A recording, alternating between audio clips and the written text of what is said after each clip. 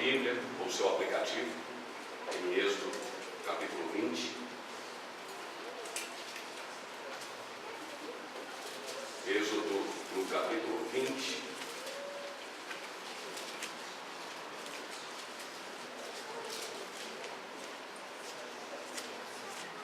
Também é com alegria, com temor e tremor, me sentindo privilegiado de estar aqui com os irmãos nesta noite para compartilhar da Escritura, da exposição da palavra.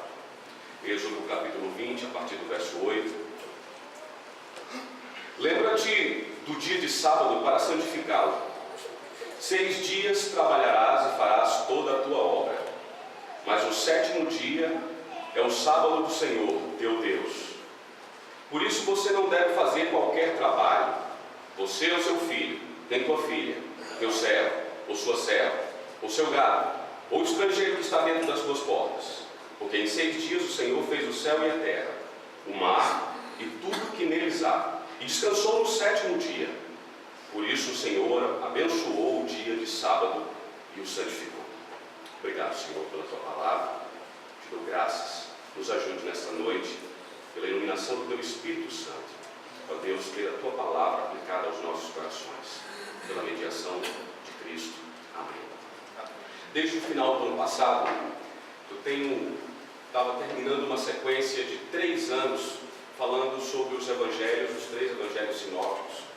E no final do ano passado eu comecei a trabalhar com a igreja onde eu sou pastor, a Igreja Presbiteriana Renascer, sobre a ideia do cristão, de como ele parte, de que princípio ele parte, ou qual é o ponto de partida para o seu processo de tomada de decisão. E eu tenho trabalhado essa ideia no finalzinho do ano, e no início do ano eu comecei uma sequência nos 10 mandamentos. Eu vou concluir a primeira parte amanhã, exatamente esse texto que eu estou lendo para os irmãos, com uma aplicação diferenciada. Mas eu tenho trabalhado a ideia de cosmovisão bíblica desde o finalzinho do ano passado e feito essa pergunta e questionado, e sempre nos cultos da igreja nós temos trabalhado de onde nós temos partido para tomar as decisões, seja qual for a esfera. E eu gostaria de trabalhar essa ideia hoje aqui também, a partir desse texto tão precioso.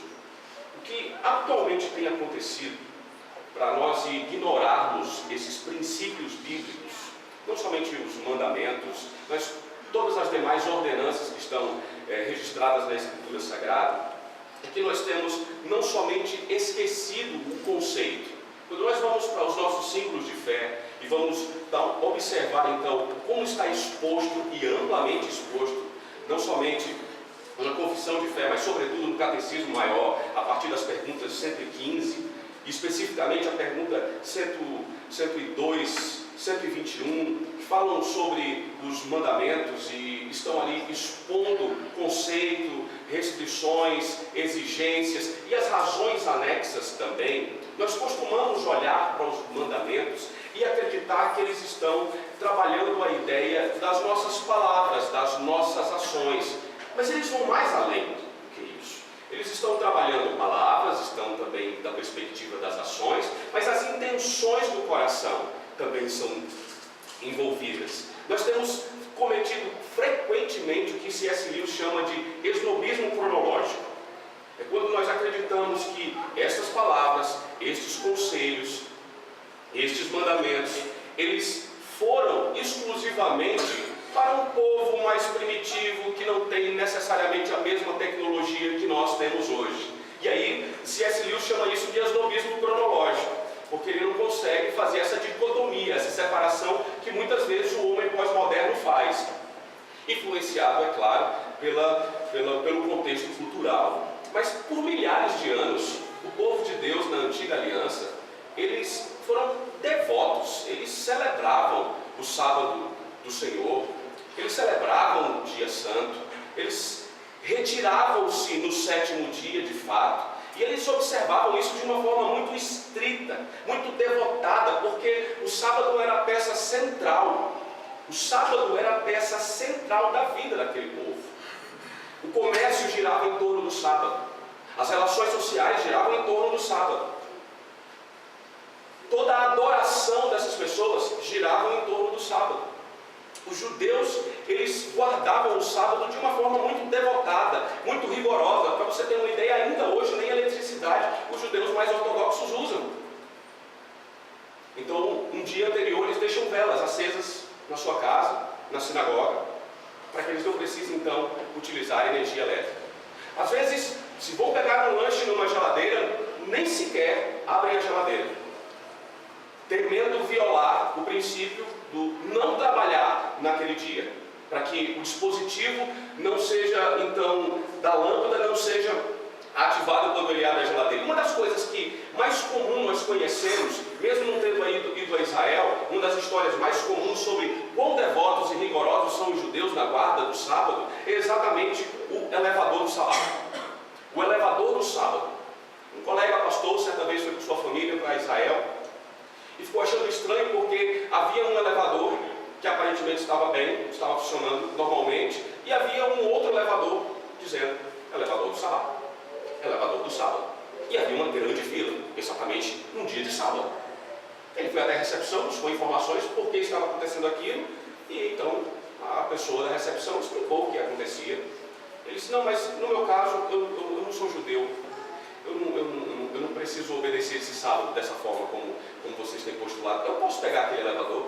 E assim que ele entra no elevador, que ele chamou e rotulou o elevador de Jesus, entraram os judeus que estavam no fila-fila, pedindo que ele apertasse o botão do andar 1, do andar 4, do andar 7, do andar 10. Ao passo que ele fez um trocadilho com as pessoas na hora. Ele aproveitou a oportunidade para dizer: qual é o seu andar? O meu andar é o número 4. Eu quero dizer uma coisa para você. Nós estamos na nova aliança. Jesus ama você, número 4. E assim ele fez sucessivamente com as outras pessoas. É uma história que ilustra muito bem como essas pessoas tão devotadas, eles estavam, e para nós é difícil compreender isso. É difícil compreender que, dependendo, claro, se você era judeu do sul ou judeu do norte, a contagem dos dias era diferente, mas o escopo, na verdade, era da sexta para o sábado. Do pôr do sol, da sexta-feira para o sábado, eles começavam então a contar o dia, e ali a partir de então era o sabá. Mas é difícil para nós, os gentios, compreendermos isso. É difícil para nós porque a gente não compreende muito bem essa ideia de nenhum táxi funcionar no dia, nenhum comércio funciona, nenhuma transação comercial é realizada naqueles dias.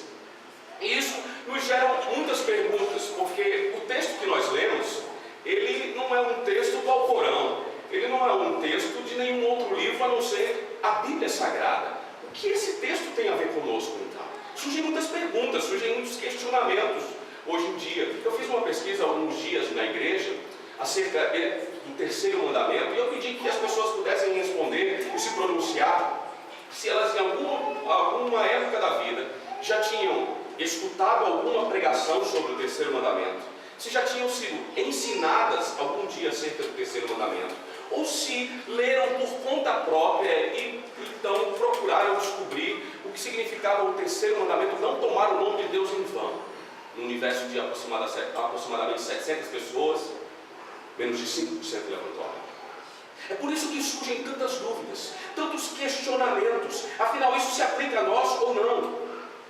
E muitas perguntas que surgem, elas devem ser observadas à luz de como o nosso catecismo maior começa, tratando acerca da primeira palavra do verso 8. Lembra-te.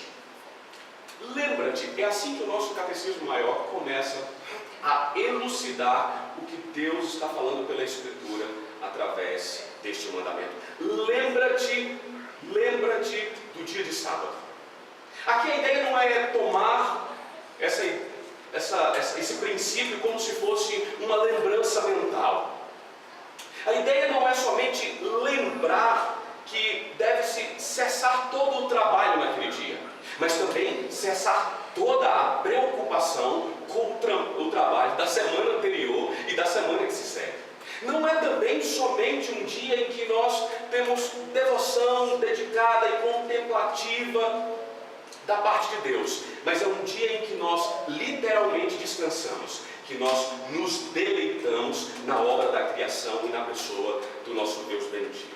Portanto, o dia é um dia diferente. É para onde aponta a palavra lembra-te, para o propósito, exatamente para a última palavra do verso 8. O propósito é santificá-lo. Use esse dia para santificá-lo. Esse é um conceito importante na Bíblia, porque é uma perfeição divina comunicada aos seres humanos também. E é um dos atributos de Deus mais citados em toda a Bíblia, a santidade. Isso diz que nós somos, Deus é diferente de nós. Ele é plenamente santo. Em nós a santidade não habita como em Deus, mas Ele comunica esses atributos, como a santidade, como a bondade, a nós também. Aqui, portanto, a ideia é que Deus é santo e absolutamente santo. Nós não, nós pecamos. Deus conhece todas as coisas, nós conhecemos e aprendemos só em parte. Deus é eterno, nós tivemos um início, ainda que um dia habitemos pela eternidade no céu, no gozo junto ao nosso Senhor, ou no ambiente exatamente oposto. O fato é que a santidade mostra que nesses 6 dias, e nesse princípio de 6 para 1, que na verdade é mal interpretado muitas vezes, o que Deus está tratando é que nós precisamos tratar esse dia de uma forma especial. Porque comumente os outros 6 dias nos levam para o que já foi alertado no mandamento de número 2, de não termos ídolos e não nos prostrarmos a eles. No mandamento de número 2, frequentemente, durante a semana, nós nos prostramos diante de ídolos. Um dos ídolos que mais as pessoas se prostram hoje em dia é o do trabalho. E toda aquela pessoa que conhece o ritual de uma religião e tem um ídolo, sabe muito bem que quando se devota a vida a um Deus ou a um pseudo-Deus, naturalmente aquelas pessoas vão fazer sacrifícios. No caso do trabalho, é a saúde. No caso do trabalho, é a família. No caso do trabalho, é o casamento. No caso do trabalho, o santo dia do Senhor. E um dos princípios fundamentais aqui é este: nos alerta para que nós não sejamos escravos do trabalho, mas que nós também não sejamos escravos do irmão gêmeo do trabalho, o outro ídolo chamado conforto. Historicamente, as gerações mais velhas idolatram o trabalho. Historicamente, as gerações mais jovens idolatram a diversão, o entretenimento, o hobby. Não coloque o centro da sua vida. Não coloque o centro da sua vida no trabalho. Não coloque o centro da sua vida na diversão. Não coloque o centro da sua vida nas suas ocupações seculares. Não coloque o centro da sua vida nos seus hobbies, nas suas recreações, mas coloque o centro da sua vida e toda a sua produtividade concentrada em Deus. E aí, os outros 6 dias também vão passar a ser dias em que nós vamos compreender, à luz da Escritura, que nós também estamos adorando a Deus, segundo a imagem que Ele nos formou. Por isso Deus diz aqui, por isso a ideia que é passada é que esse povo que agora está no Monte Sinai, que foi liberto do Egito, esse povo agora ele está diante de Moisés, recebendo essas instruções. É só lá no capítulo 32 que eles vão receber as tábuas, definitivamente, mas aqui eles já começam a receber uma instrução: vocês foram libertos do Egito, vocês eram escravos, mas vocês agora precisam aprender a andar em liberdade. Não há como não apontar esse princípio para Gênesis capítulo 2, versículo 2, quando Deus descansa depois de todo o trabalho. Deus está passando uma instrução clara aqui. Ele descansou também no 7º dia. E eu sei que há uma discussão interessante, uma discussão acentuada sobre esses dias, se são dias literais, se são dias reais de 24 horas, mas o versículo 11 do capítulo 20 já aponta para elucidar fortemente que esses eram dias reais, dias literais de 24 horas, e Deus estabeleceu uma semana de 7 dias, com base no seu precedente, com base no seu padrão, de Gênesis capítulo 2, versículo 2. Ele trabalha 6 dias e descansa o 7º. Ele cessa o trabalho no 7º dia. Deus está estabelecendo um ritmo. Deus está estabelecendo um compasso para que nós também pudéssemos imitá-lo. Isso continua a nos levar para uma série de perguntas, e eu gostaria de trabalhar sobre a perspectiva de duas que vão nos ajudar a elucidar as demais. A primeira pergunta é: afinal de contas, é obrigado ou não é obrigado? Nós devemos ou não devemos guardar o sábado, o dia do Senhor? Devemos ou não? Levítico, no capítulo 16, aponta para um detalhe fabuloso. Vejam o que o texto diz: este é um sábado de descanso para vós. A última parte do versículo diz: isto é um estatuto perpétuo. Essa já é uma ideia, e eu gostaria que você se desapropriasse das ideias preconcebidas que talvez você tenha sobre esses textos. O que o texto está falando aqui para nós, que em suma a antiga aliança é uma ordenação, é uma ordenança da criação de Deus, que é legalmente sancionada aqui no texto de Êxodo capítulo 20, legalmente sancionada no Decálogo, legalmente sancionada nos 10 mandamentos, porque o sábado é uma parte imprescindível do tempo que nós devemos reservar e de uma busca diferenciada a Deus. Mandato da criação, o nosso mandato espiritual. O sábado é uma parte imprescindível da oportunidade que nós temos de descansar das nossas atividades diárias e ter comunhão com o próximo. Segundo mandato social. O sábado aponta para o sinal de que Deus é a fonte e a garantia, tanto fonte como garantia de todo o desenvolvimento humano. Mandato cultural. Portanto, quando Deus Ele insere nos mandamentos e encerra toda a relação dele conosco nesses 4 primeiros mandamentos, encerrando exatamente no dia do Senhor, no sábado cristão, Deus está simplesmente comprovando a Escritura está comprovando todas as ordenanças criacionais do Redentor de Israel. E a expectativa que futuramente os profetas iriam colocar neste dia é que esse dia é um tempo que está sob o domínio messiânico, os povos iriam adorar a Deus de sábado a sábado, em tempo integral.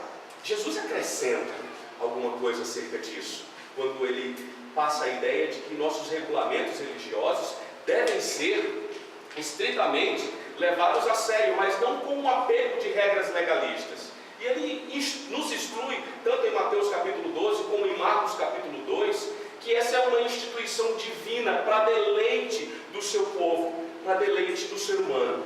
Por fim, o próprio Jesus Cristo aponta também para o fato de que ele separava um tempo nos sábados.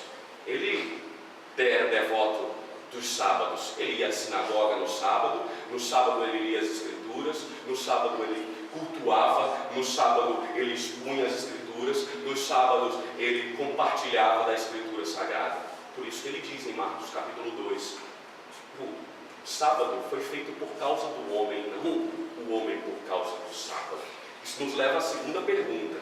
Se você compreendeu bem essa primeira instrução, é que de fato nós precisamos guardar esse tempo diferenciado com Deus. Mas a outra pergunta, ela vem em sequência. Afinal de contas, então, esse dia é o nosso sábado ou o nosso domingo?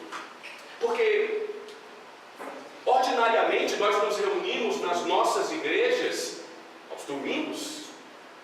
Vamos deixar que Paulo nos ajude a elucidar também essa questão. Em Hebreus, no capítulo 1, Paulo diz que de diversas formas e de diversas maneiras, eu prefiro essa versão do que a versão que traz apenas outrora, porque a expressão aqui original, ela diz respeito a partes diferenciadas, de diversas maneiras, de diferentes formas, em diferentes tempos, Deus falou aos pais pelos profetas.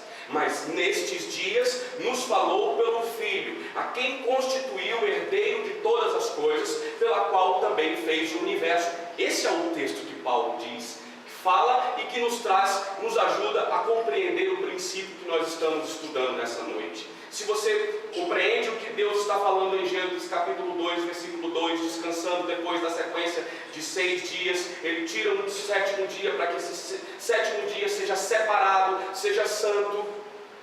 Nós vamos olhar para então separamos o domingo. E aí, se você tem um amigo judeu, o amigo judeu ele vai bater na sua cabeça e vai dizer: não, é o sábado, vocês estão guardando o dia errado. Se você tem um amigo que talvez participe daquela seita adventista do sétimo dia, ele vai dizer a mesma coisa: olha, é o sábado que tem que ser guardado, é o sábado. E sem usar nenhuma hermenêutica, eles vão para a história e vão dizer: olha, vocês guardam no domingo e vocês estão fazendo isso por causa do imperador Constantino no ano 321, quando converteu-se ao cristianismo, determinou então que o dia do Senhor fosse o domingo. É um argumento muito raso. E nós não fazemos e não temos o domingo como o dia do Senhor, como o nosso sábado cristão, por causa de Constantino. De forma alguma, muito pelo contrário. Existem algumas evidências no Novo Testamento que ratificam o domingo como sendo o dia do Senhor. Tudo muda a partir do advento de Jesus Cristo. Desde o seu primeiro estágio de humilhação, quando ele encarna, até o último, Jesus Cristo, quando finaliza o seu último estágio, o seu penúltimo estágio de exaltação, quando ele ressurge dentre os mortos, ele muda todo o modus operandi na nova aliança. Nós vamos observar isso quando nós olhamos para a antiga aliança e vemos o povo de Deus e Deus entregando a eles a Páscoa, no último dia, no dia do juízo, em que Deus traz sobre o povo a ira de Deus vindo sobre o Egito, aquela nação sendo então economicamente destruída pelos flagelos. O povo de Deus celebra a Páscoa, porque apontava para o que iria acontecer no futuro. No Antigo Testamento, Deus estabeleceu como selo e pacto com o seu povo a circuncisão. Paulo nos traz à luz em Colossenses no capítulo 12, dizendo exatamente que a circuncisão do Antigo Testamento é o batismo no Novo. O modus operandi é mudado, os princípios não. Jesus quando morre e Jesus quando ressuscita no primeiro dia da semana, no domingo. Mateus, Marcos, Lucas e João, cada uma das 4 biografias da história de vida, morte e sofrimento de Jesus Cristo, diz que ele ressuscitou no primeiro dia da semana, exatamente no domingo no calendário judaico. Quando a promessa de Jesus Cristo é cumprida no dia de Pentecostes, anunciando então que a partir daquele momento o Evangelho vai ser pregado a toda criatura, em qualquer língua, de qualquer nação espalhada pela terra, isso acontece no primeiro dia da semana. João, no capítulo 1, no verso 10 de Apocalipse, ele chama o sábado, ou este dia, o domingo, o sábado cristão, o domingo exatamente de o dia do Senhor. A igreja neotestamentária, quando reunida em Atos, no capítulo 20, no versículo 7, diz: no primeiro dia da semana, ajuntando-se os discípulos para partir o pão, Paulo, que havia de partir no dia seguinte, falava com eles e prolongou a prática até a meia-noite. A evidência de um culto sendo realizado aqui, com pregação da palavra, com o sacramento sendo ministrado. Paulo diz em Colossenses, no capítulo 2, versículo 17, sobre todos esses modos de operação que apontaram para a consumação, o nascimento e a ressurreição de Cristo. Agora Jesus Cristo, em Mateus, no capítulo 26, no verso 26, em lugar da Páscoa, institui a ceia. O batismo, em Mateus 28, 19 e 20, ratificado por Paulo na carta à igreja de Colossos, como sendo o batismo, o selo da nova aliança. Aqui, Paulo, em Colossenses, no capítulo 2, no versículo 17, diz que são esses sábados, são esses modos de operação, que são as sombras de coisas futuras. Aqui é uma evidência convincente de causa e efeito. No domingo, a igreja é inaugurada. Jesus Cristo ressuscita da morte. Todo o serviço de adoração, então, a partir desse momento, é reorientado por causa do ressurgir entre os mortos, que tem como efeito, Gênesis capítulo 2, versículo 2, o ritmo. o padrão, o precedente, o modelo que Deus estabeleceu e a separação deste dia santo. A antiga aliança é cumprida e a nova aliança é inaugurada. A antecipação da preparação para a vinda do Senhor Jesus Cristo é completamente agora satisfeita na sua ressurreição. Todas as práticas são renovadas, os princípios permanecem. Como você tem olhado para este dia? Como você tem se devoltado nesses dias? Eu reconheço, meus irmãos, que esta tem sido uma matéria que tem se tornado confusa, que tem se tornado complicada para os cristãos, porque eles estão fazendo seleção entre o que crer e praticar, e aquilo que talvez seja difícil para a sua compreensão, eles simplesmente passam por cima, aplicando algumas coisas e não aplicando outras. Mas olha, este é todo o conselho divino. Se ele está escrito e deve ser exposto por meio da pregação, ele deve também ser seguido. Existem pelo menos 5 motivos pelos quais nós devemos então nos devotar neste dia especial, o domingo, o dia do Senhor. O primeiro motivo é para lembrar das obras de Jesus Cristo. O segundo motivo é para nos conectar com Jesus Cristo e o seu povo.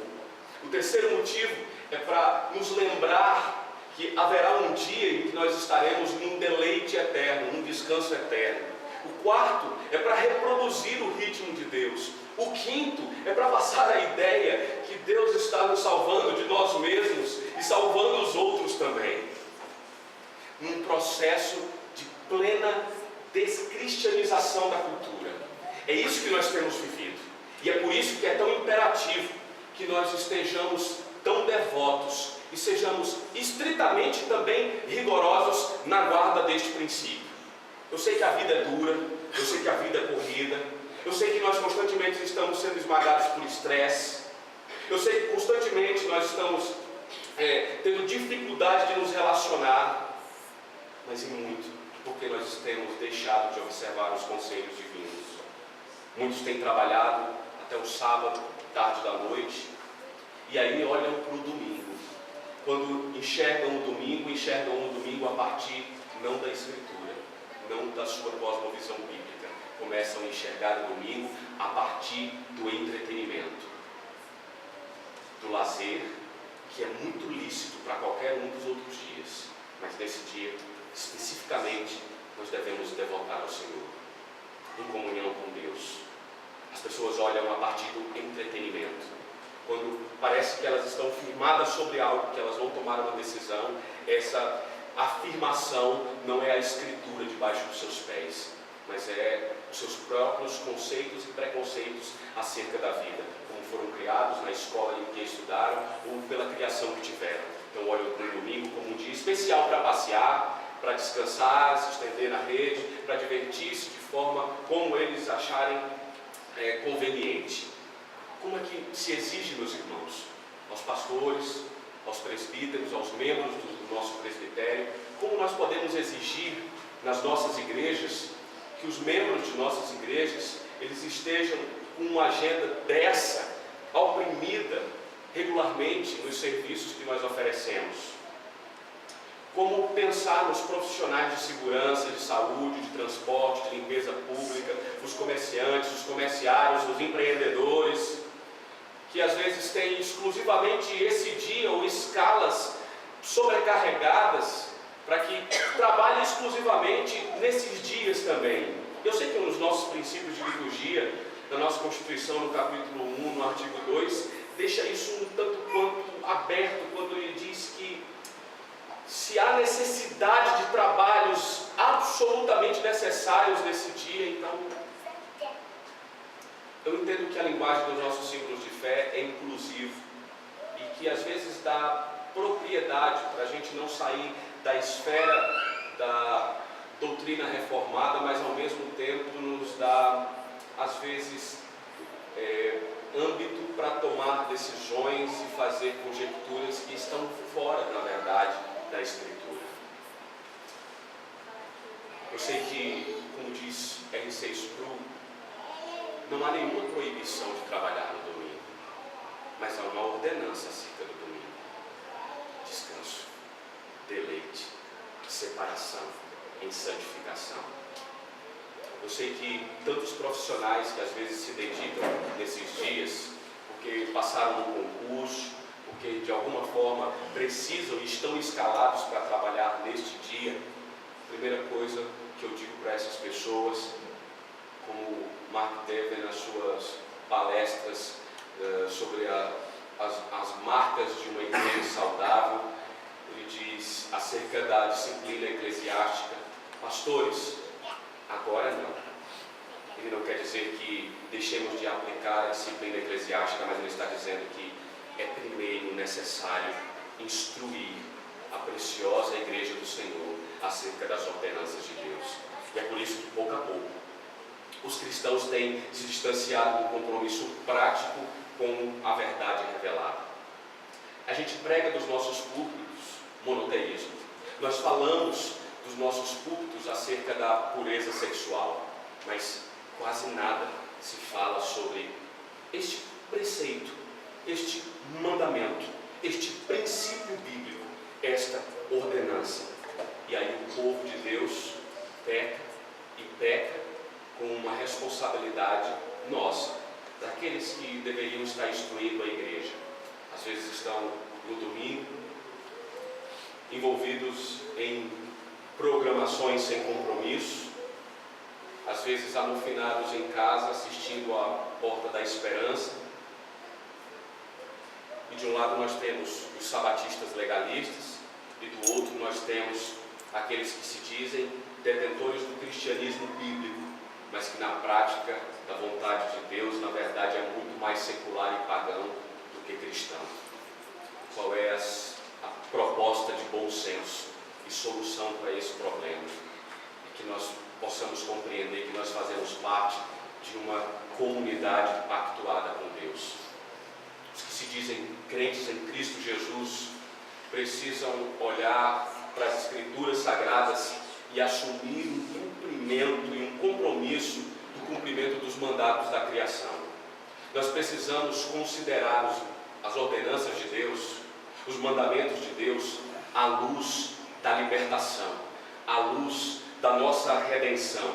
Como discípulos de Cristo, nós precisamos devotar os nossos corações sinceramente a aprender acerca da liberdade e desfrutar da liberdade com prudência, administrando o nosso tempo segundo o conselho divino.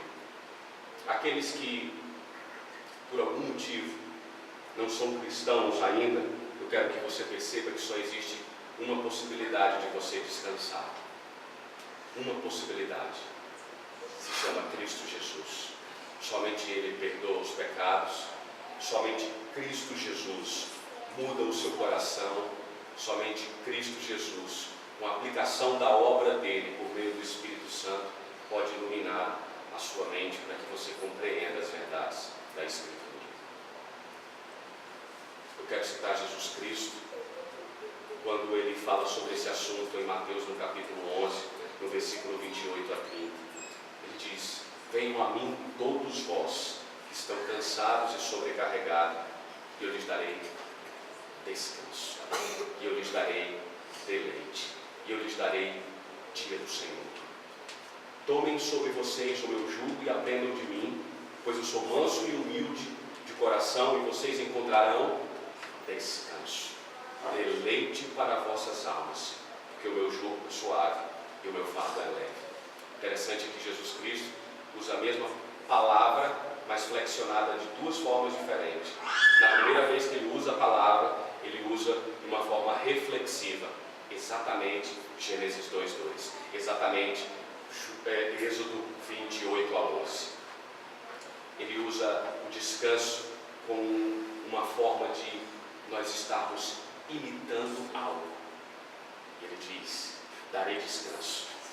Imite esse descanso. Só existe uma possibilidade de nós imitarmos esse descanso: é na cadência, no ritmo, no padrão e no modelo de Deus, separando um dia para o dia do Senhor. Mas depois ele vai falar novamente a mesma palavra, e nesta palavra ele passa a ideia de que descanso é uma recreação, É exatamente esta a concepção que os nossos irmãos que nos precederam no século XVII, os puritanos, tinham quando eles usavam para o dia do Senhor a expressão: este é o dia de feira da alma.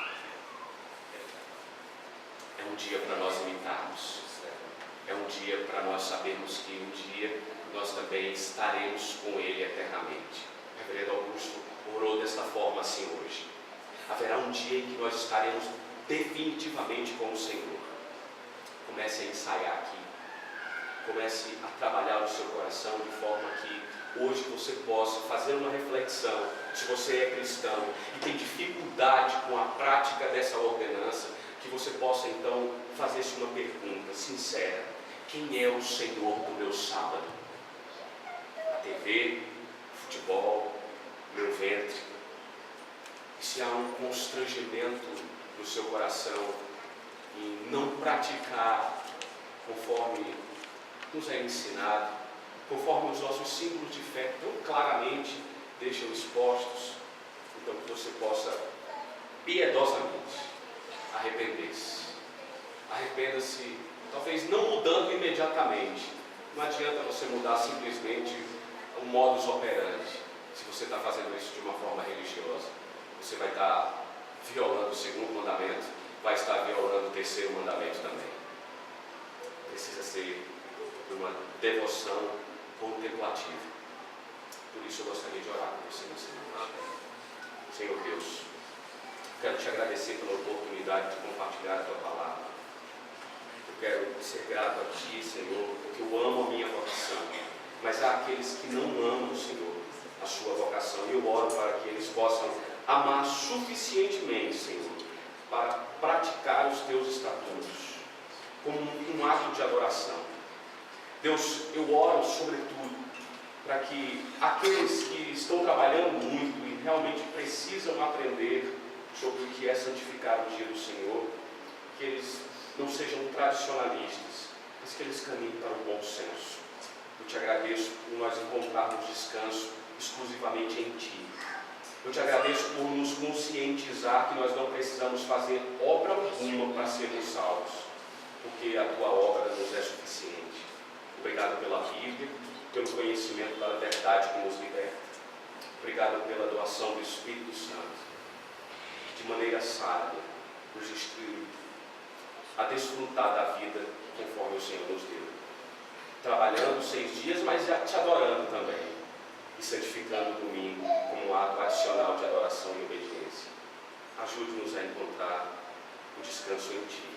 E ao sairmos hoje daqui, nos ajude a desfrutar, Senhor, da vida que o Senhor nos deu.